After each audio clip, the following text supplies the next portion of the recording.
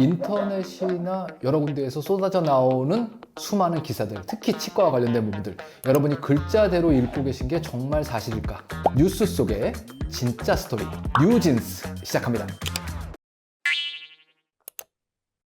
자, 이번 기사는 건보 가입자 70%가 최근 5년간 치과 스케일링을 하지 않았다. 어느 국회의원이 기사를 냈습니다. 7, 80대 고령층에서 미스케일링이 많다. 사실 7, 80대 고령층에서는 이가 별로 없을 수도 있다. 이런 생각도 듭니다. 건강보험 가입자 10명 중 7명이 1년에 한 번씩 보험 적용된 가격으로 받을 수 있는 치과 스케일링을 하지 않은 것으로 나타났다.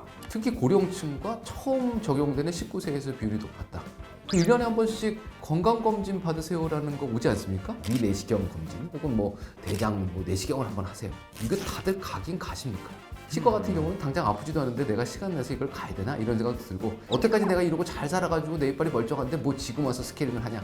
또 이런 생각하실 수도 있고, 건강보험에서 보험이 지원이 되니까 1년에 한 번 정도는 15,000원 정도 내면 스케일링을 받을 수 있다.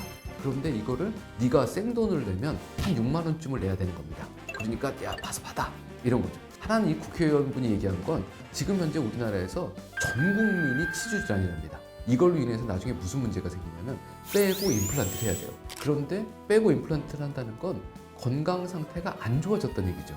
그러니까 건강을 지키려면 어떻게든 잇몸 질환을 줄여야 될 텐데, 그러려면 스케일링이라도 좀 가서 받으세요라는 게 취지일 것 같습니다. 근데 제가 건강보험공단에 가서도 강의를 하고 뭐라고 그러냐면, 스케일링을 매번 받고 있다는 얘기는 칫솔질이 안 돼서 치석이 자꾸 붙고 잇몸뼈가 내려가고 있어요 라는 신호예요. 그러니까 스케일링이라도 해서 그 내려가는 걸 일시적으로라도 잠깐씩 좀 막아보자라는, 뭐라고 그럴까요? 정말 미약한 노력입니다. 그런데 이 스케일링에 들어가는 한 15,000원 정도의 비용을 환자분들이 칫솔질을 배우는데 돈을 내고 만약에 이걸 강습을 받는다고 치면 스케일링을 안 받아도 될 정도가 되는 거죠. 그럼 사실은 평생 동안 스케일링을 받을 필요가 없게 되고, 건강 상태가 유지되면 임플란트 할 일도 없고 국민 건강 상태가 올라가겠죠. 그 다음번에는요, 매년 스케일링으로 지출되던 국가의 건강보험 예산이 중증 질환자한테 쓰일 수가 있습니다.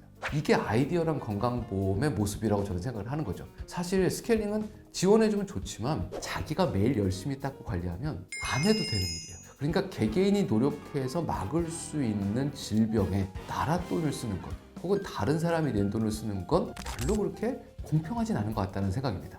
스케일링은 질병의 예방이 아닙니다. 잇몸 질환을 예방하려고 하시는 게 아니에요. 공식적인 명칭은 기초 치주 치료입니다. 치주 치료 중에 가장 기본이 되는, 결국은 병이 있는 분들이 하는 거예요. 하지만 70% 이상이 스케일링을 받고 있지 않다라고 얘기하는 건 70%가 정말 깨끗해요 라는 얘기가 아니라는 겁니다. 그러니까 저 지표는 스케일링 지표가 아니고 정기검진 지표라고 보는 게 맞을 것 같아요. 오늘 이 기사에서 말씀드리고 싶은 건 지금 방송을 보고 계신 당신, 잇몸 질환자입니다. 나라의 통계가 그렇게 나와 있어요. 그러니까 1년에 한 번이라도 꼭 치과에 가셔서 검진을 받으시고 스케일링도 받으시고, 그보다 더 중요한 건 뭐예요? 집주인이 열심히 잘 관리하는 매일매일의 칫솔질 습관, 지금까지 잘못됐으니까 방법을 바꾸셔야 된다는 겁니다. 오늘 기사에서는 전 국민이 치주질환이라는 거 하나, 그 다음에 70%가 1년에 한 번도 치과에 안 가는 것 같다라는 이 불안한 거 하나, 그렇게 되면 나이 들어서 임플란트 하거나 큰 고생하실 가능성이 매우 높아진다는 사실, 방송 보셨으면 내일 전화하셔서 치과 예약하시고 반드시 가시기 바랍니다. 감사합니다.